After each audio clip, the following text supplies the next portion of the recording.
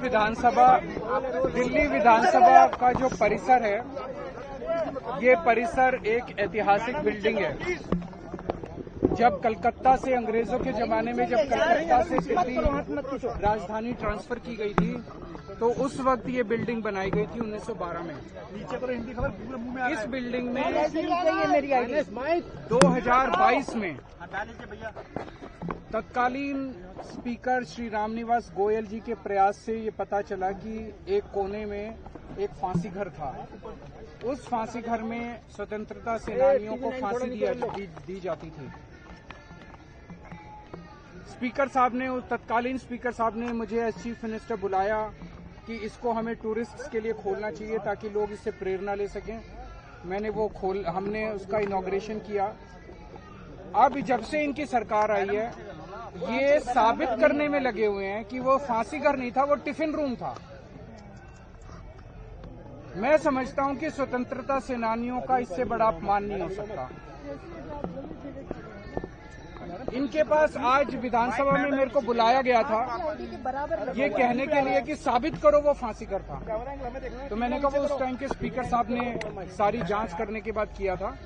लेकिन मैंने कहा आप ये मेरे को बताइए कि आपके पास क्या सबूत है कि टिफिन रूम था, ये फांसी। इनके पास कोई सबूत नहीं। तो इसका मतलब ये जानबूझ के स्वतंत्रता सेनानियों का अपमान करने के लिए उसको फांसी घर नहीं था ये साबित करने में लगे हुए हैं, और वो टिफिन रूम था ये साबित करने में लगे।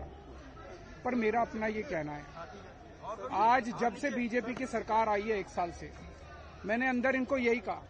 मैंने कहा दिल्ली का बुरा हाल हुआ पड़ा है, दिल्ली वाले रो रहे हैं, दिल्ली वाले वापस आम आदमी पार्टी की सरकार को याद कर रहे हैं।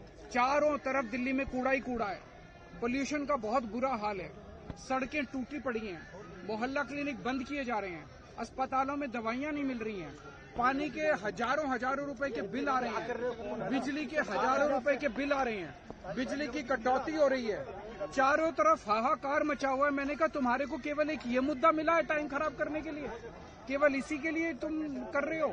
मैंने कहा जरा सा संभालो, दिल्ली को संभालो। दिल्ली के बारे में बात नहीं, मैं मुख्यमंत्री था, पूर्व मुख्यमंत्री, 10 साल में मुख्यमंत्री रहा, मेरे को भी थोड़ा एक्सपीरियंस है। मुझे खुशी होती अगर इनकी कोई कमेटी मेरे को कहती केजरीवाल जी बताइए सीवर कैसे ठीक करें, बताइए सड़क कैसे ठीक, मैं अपने एक्सपीरियंस से शेयर करता। मेरे को इससे कोई लेना देना किसकी सरकार है। मैं तो चाहता हूं कि दिल्ली सुधरे, लेकिन इनको दिल्ली चलानी ही नहीं है, इनका मकसद ही नहीं है दिल्ली, केवल राजनीति करना है। और सबसे बड़ा दुख मेरे को इस बात का हुआ कि स्वतंत्रता सेनानियों को जब फांसी दी जाती थी, ऐसे स्थान को ये लोग ये साबित करने में लगे हुए हैं कि वो फांसी घर नहीं है और वो टिफिन रूम है।